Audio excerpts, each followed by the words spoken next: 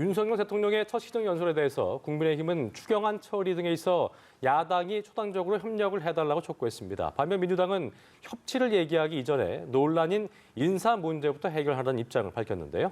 국회 취재기자 연결해서 들어보겠습니다. 임혜준 기자. 네, 오늘 오전 윤석열 대통령의 첫 시정연설이 있었습니다. 하늘색 넥타이 차림의 윤 대통령이 본회의장에 입장하자 여야 의원들은 악수로 맞았는데요. 연설 중간중간에는 박수와 환호도 이어졌습니다. 연설이 끝난 뒤 윤 대통령은 본회의장 안 곳곳을 돌며 민주당 의원들의 자리에도 찾아가 먼저 악수를 건넸고 민주당 의원들도 윤 대통령의 악수에 화답하며 예우하는 모습을 보였습니다. 시정연설 이후 국민의힘은 국회에 대한 존중이 묻어났다며 민주당 등 야당을 향해선 코로나19 피해 극복과 민생 안정을 위해 초당적으로 협력해달라고 거듭 촉구했습니다. 민주당은 시정연설에 대해 진정으로 협치를 추구한다면 먼저 내각과 비서실의 부적절한 인물들을 발탁한 것에 유감을 표명해야 한다고 밝혔습니다. 정의당도 윤 대통령이 강조한 의회주의에 기반한 국정 운영을 하겠다면 일방적 인사 강행이 아닌 야당과의 대화에 책임 있게 나설 것을 촉구했습니다. 시정연설 전 윤 대통령이 참석한 사전 환담 자리에서도 여야가 뼈 있는 말을 주고받으며 신경전을 벌이는 모습이 연출됐는데요. 이준석 당대표가 오늘 중 추진하고자 했던 3당 대표와의 회동이 무산된 데 대해 안타깝다며 여야 협치를 얘기하자 민주당 박지원 비대위원장은 인사 문제부터 해결하라는 반응을 보인 것으로 전해졌습니다.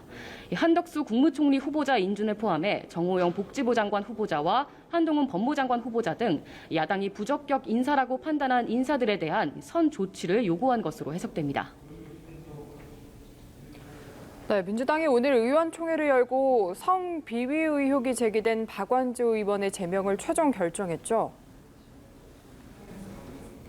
네, 민주당은 오전 의원총회를 열고 성비위 논란이 일은 박완주 의원을 제명했습니다.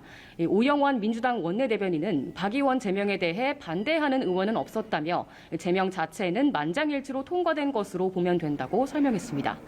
박 의원이 성비위 의혹에 대해선 부인하고 있는 가운데 민주당은 이번 주 중 박 의원을 국회 윤리특별위원회에 제소할 계획입니다.